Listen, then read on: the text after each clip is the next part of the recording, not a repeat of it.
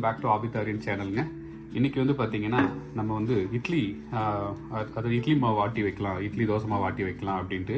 ஏன்னா பேட்டர் வந்து வெளியே வாங்கினாலே ரொம்ப காஸ்ட்லியாக இருக்குது, அதே மாதிரி சீக்கிரமாக புளிச்சிருது. ஸோ அதனால நம்ம வீட்டில் எப்படி பண்ணலாங்கிறது, ஈஸியாக பண்ணலாங்கிறது நம்ம காமிக்க போகிறோம். Welcome back to bachelor cooking time. இதுக்கு பார்த்தீங்கன்னா 3 ingredients தான். அதாவது இட்லி ரைஸ், எந்த பிராண்ட் ஆனாலும் ஓகே. அப்புறம் வந்து பார்த்தீங்கன்னா வெள்ளை உளுந்து, கருப்பு உளுந்தெல்லாம் கழுவன தெரியாது, அதனால பேச்சுலர் குக்கிங் ஈஸியாக பண்ணுறதுக்கு வெள்ளை உளுந்து, முழு உளுந்து, சரிங்களா? முழு உளுந்து வாங்கிக்கோங்க, உடச்சு உளுந்து வேண்டாம். அப்புறம் வெந்தயம், சரிங்களா? அதாவது இட்லி வந்து மெதுவாக, அதாவது சொல்லுவாங்களே குஸ்பு இட்லி, இட்லி தொட்டாலே அப்படியே சாஃப்டாக இருக்குது அப்படின்னா அதுக்கான இன்க்ரீடியன்ஸ் தான் இது, சரிங்களா? இப்போது இது வந்து எப்படி எடுக்கலான்னு பார்த்தீங்கன்னா சிம்பிள் இன்க்ரீடியன்ஸுங்க. 1 கப், சரிங்களா? பார்த்தீங்கன்னா 1 கப் தலை தட்டி 1 கப் வந்து பார்த்தீங்கன்னா போட்டுக்குங்க உளுந்து. அப்புறம் வந்து பார்த்தீங்கன்னா 1:4, அதாவது 4 கப்பு வந்து அரிசி, சரிங்களா? அதை எடுத்து நம்ம வந்து போட்டுக்கலாம்.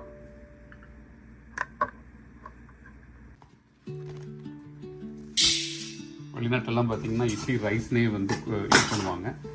ஒரு அதுக்கு 4 கப்பு, 2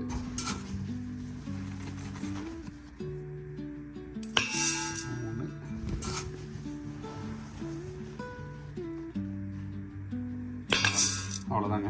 இப்போ இது நல்லா கழுவி ஒரு 6 ஹவர்ஸ்க்கு நல்லா ஊற வச்சிருங்க, சரிங்களா? ஊற வச்சதுக்கப்புறம் நம்ம அரைக்கலாம்.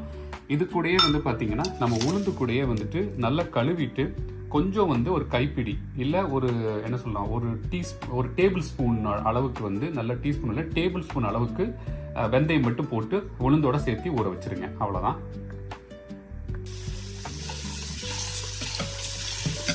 நல்லா தண்ணியில், சில் தண்ணியில், ஏன்னா இப்போ குளிர்காலம் தான், பட் இருந்தாலும் கொஞ்சம் சில் தண்ணியில் வந்து நீங்கள் கழுவி இந்த 4 தடவை சொல்லிங்கன்னா போதும்.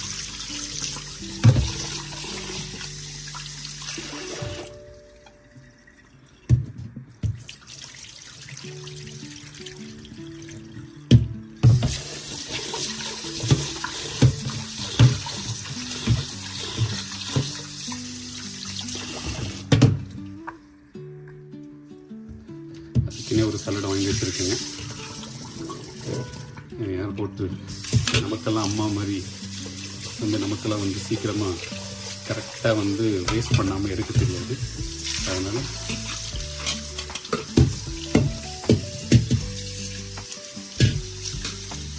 பாருங்கள், இந்த மாதிரி ஒரு சலடை வாங்கி கழுவிக்கிறது.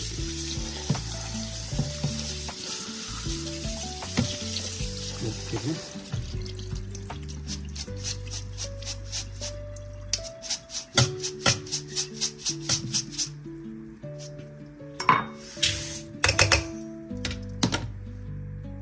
அதே மாதிரி உளுந்து நல்லா கழுவிட்டுங்க.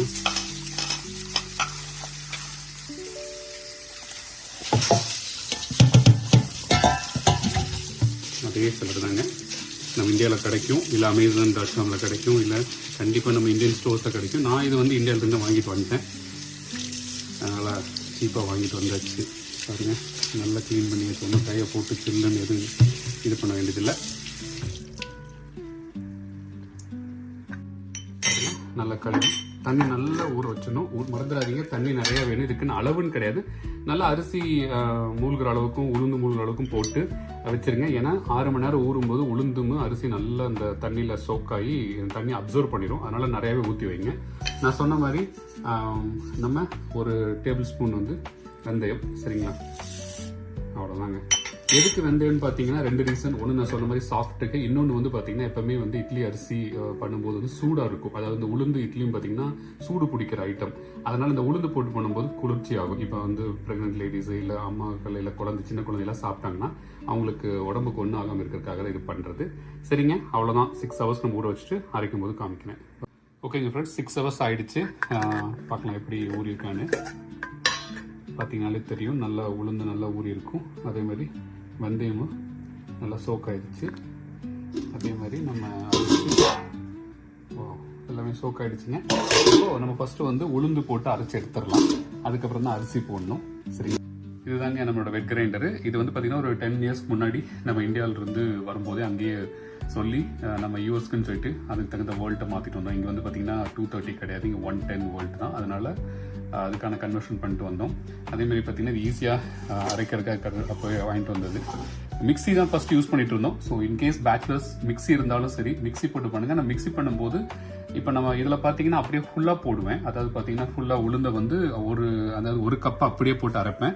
பட் ஆனால் இப்போ நீங்கள் வந்து மிக்ஸியில் அரைக்கிறது வந்து ஆஃபாக பிரித்து அரைச்சிருங்க. ஏன்னா மிக்ஸி வந்து ரொம்ப சூடாயிரும். அதனால வந்து அப்பப்போ வந்து பார்த்தீங்கன்னா கொஞ்சம் சில் தண்ணி ஊற்றிட்டே இருங்க. சரிங்களா? சரி, ஆரம்பிக்கலாங்களா? இப்போ பார்த்தீங்கன்னா இந்த உளுந்தில் தண்ணி இருக்கு பார்த்தீங்களா, அந்த தண்ணியை வந்து ஒரு இடத்துல எடுத்து வைக்கிறேன். ஏன்னா அந்த தண்ணி அப்படியே ஊற்றக்கூடாது. இல்லை நல்லா தண்ணி வடிகட்டிட்டு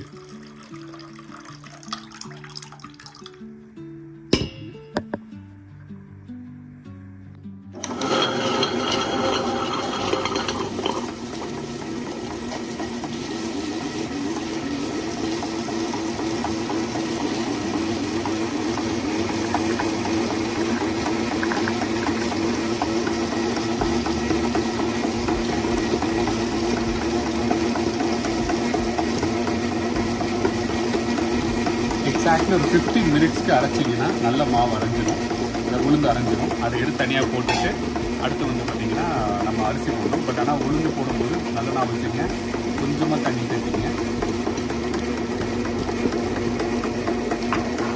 ஓகே, 15 மினிட்ஸ் பார்க்காம இருக்கக்கூடாது. எவ்வளோ ஒரு 2-3 மினிட்ஸ் கூட வந்து பார்த்துருக்கேன். ரொம்ப கெட்டியாச்சுன்னா அப்புறம் கிரைண்டர் வந்து ரொம்ப சூடாயிடும். சரிங்களா? கொஞ்சமாக தண்ணி சேர்த்துக்கலாம்.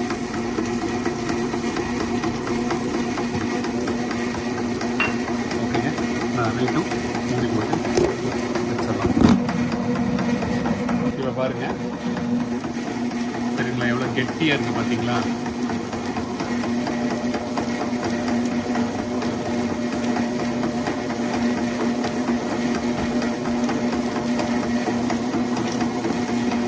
இவ்வளோ கெட்டியாக இருக்குல்ல, அதனால் இன்னும் பார்த்தீங்கன்னா ரொம்ப மாவு ரொம்ப நல்லா தண்ணி ஊற்றணும். கொஞ்சம்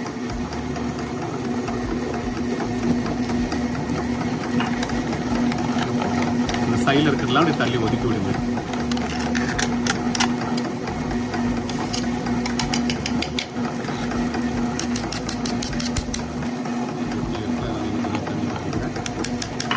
அவ்வளோதான்.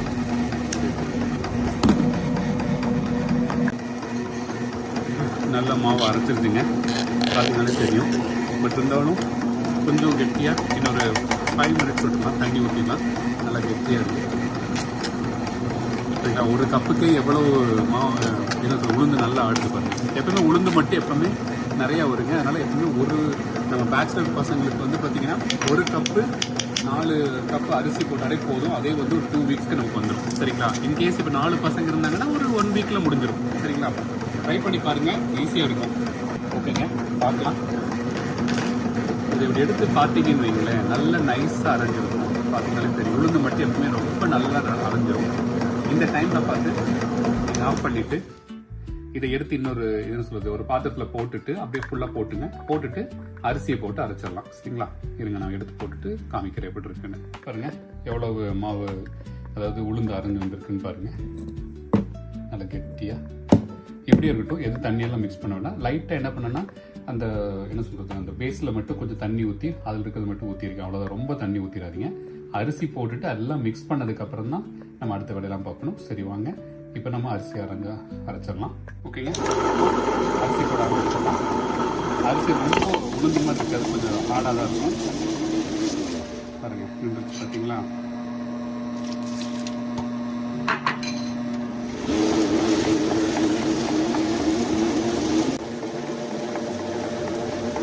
இது பார்த்தீங்கன்னா ஜஸ்ட் ஒரு 1 லிட்டர் அந்த மாதிரி தான் கிரைண்டர். அதனால வந்து ரொம்ப அப்படியே போட முடியாது. இப்போ என்ன பண்ணிக்கணும்னு பார்த்தீங்கன்னா, அந்த 2 கப் அரிசி 4 கப் போட்டுருந்தோம்ல, அதில் ஆஃபாக பிரித்து இப்போ வெறும் 2 கப்போட மட்டும் பறந்துட்டு இருக்கேன். இதுக்கப்புறம் இன்னொரு தடவை பண்ணணும். சரிங்களா? இதே வந்து உங்களுக்கு மிக்சியாக இருந்தால் பிரச்சனை இல்லை. அளவு பார்த்தீங்கன்னா சொன்ன மாதிரி 1:4. இப்போ நீங்கள் வந்து பார்த்தீங்கன்னா உங்கள் வெறும் 2 கப்பு தான் அரிசி போடுறீங்கன்னா 1/2 கப்பு உளுந்து போட்டிங்கன்னா போதும். எகைன் வெந்தயம் வந்து பார்த்தீங்கன்னா எவ்வளோ நல்லா சேர்த்துறீங்களோ அவ்வளோ நல்லது. அதுக்காக ஒரு கப்பு வெந்தயம்லாம் போட்டுறதுக்கு கைப்பொடி அளவுக்கு போட்டு இது டேஸ்ட் பண்ணிக்கணும். அவ்வளோதான். சரிங்களா? இது அரைக்கட்டும். பார்த்தீங்கன்னா அத்தனையும் போட்டுட்டேன். எப்படின்னா ஒரு 5 நிமிஷத்துக்கு ஒரு தடவை அது அரைஞ்சு ஃபஸ்ட்டு இது அரைஞ்சதுக்கப்புறம் இன்னொரு கைப்பிடி எடுத்து போட்டேன். அதே மாதிரி எல்லாம் போட்டு இப்போ எல்லாம் அரிசி உள்ளே போட்டு அரைஞ்சிட்டு இருக்குது. சரிங்களா? ஏன்னா இப்போ நம்ம ஊரெலாம் பார்த்தீங்கன்னா 230 வோல்ட்டு, அதே மாதிரி நம்மளோட கிரைண்டர்லாம் ரொம்ப ஸ்பீடாக இருக்கும், மோட்டர் ஸ்பீடு டிஃப்ரெண்ட்டாக இருக்கும். ஆனால் நம்ம 110க்கு போகும்போது அதுக்கு தகுந்த மோட்டர் ஸ்பீடு தான் இருக்கும். சரிங்களா? அதனால் வந்துட்டு எங்கேயாவது அதிகமாக போட்டு அதை ஆயில் வந்து வெடிக்க வச்சிடாதீங்க. ஏன்னா எங்களுக்கு மறுபடியும் திருப்பி வாங்க முடியாது, அப்புறம் நீங்கள் புதுசு தான் வாங்கணும். அதனால் உங்களோட கம்ஃபர்டபுள் என்னவோ அதுக்கு தகுந்த மாதிரி போட்டுக்கங்க. எஸ்பெஷலி யாராவது இப்போ ஷிஃப்ட்டை ஃபஸ்ட் டைம் தான் குக் பண்ணுறீங்கனாலும் எதுவுமே பெருசாக ட்ரை பண்ணாதீங்க, சின்னதாக ட்ரை பண்ணிங்கன்னா ரொம்ப சந்தோஷமாக இருக்கும். சரிங்களா? இப்போ அரையட்டும், ஒரு 10 மினிட்ஸ் இது கரெக்டாக அரையணும், அவ்வளோதான். அதே மாதிரி இதுவும் ஒரு 2-3 மினிட்ஸ் கூட வந்து பார்த்து தண்ணியை கரெக்டாக மிக்ஸ் பண்ணிக்கணும், இல்லைனா வந்து ரொம்ப டைட் ஆகிடும். சரிங்களா? ரொம்ப இது சொல்கிறது தண்ணி தேவைப்படுது.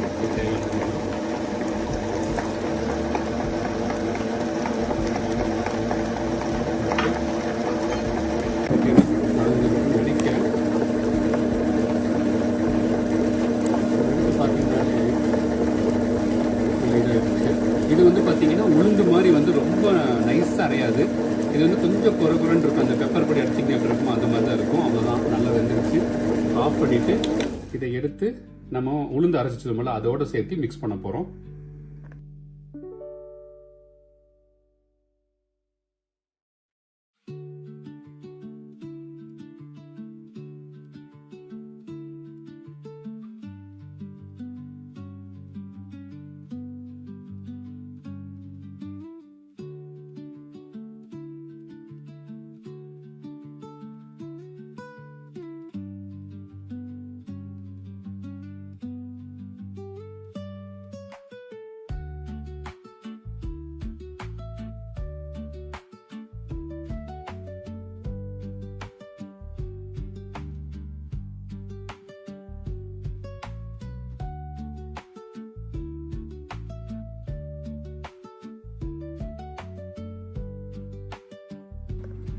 அதே மாதிரி இன்னொரு சைஸ் அப்படி ஒரு சைஸ் பாத்திரம் வாங்கிட்டு வந்துருந்தேன். இதில் பார்த்தீங்கன்னா ஓகே,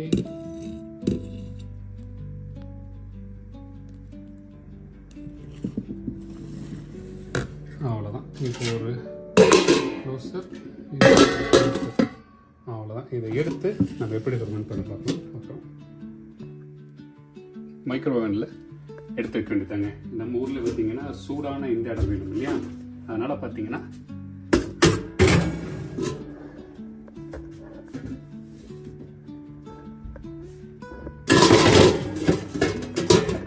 அவ்வளோதாங்க. வச்சுட்டு இங்கே இருக்க லைட் இருக்கும், அதை மட்டும் ஆன் பண்ணிவிட்டு க்ளோஸ் பண்ணிடுங்க. அவ்வளோதான், வேலை முடிஞ்சிச்சு. அவ்வளோதாங்க. நாளைக்கு காலையில் பார்க்கலாம். சரிங்களா? ஃப்ரெண்ட்ஸ், நேற்று அரைச்சி வச்ச மாவு சரின்னு தெரியல உங்களுக்கு, ஆயிடுச்சு. சூப்பர், எப்படி ஆயிடுச்சுங்க. அவ்வளோதான். இதை எடுத்து மிக்ஸ் பண்ணிவிட்டு அவ்வளோதான், இட்லி எடுத்து செஞ்சுக்கலாம். அதே மாதிரி தேவையான அளவுக்கு தண்ணி, அதாவது ஃபஸ்ட்டு இட்லி போட்டுங்க ஒரு 2 டேஸ்க்கு. அதுக்கப்புறம் வந்து பார்த்தீங்கன்னா அது கொஞ்சம் தண்ணி ஊற்றிட்டிங்கன்னா முடிஞ்சு, அவ்வளோதான். அப்புறம் தோசை ஊற்றிக்க வேண்டியதான்.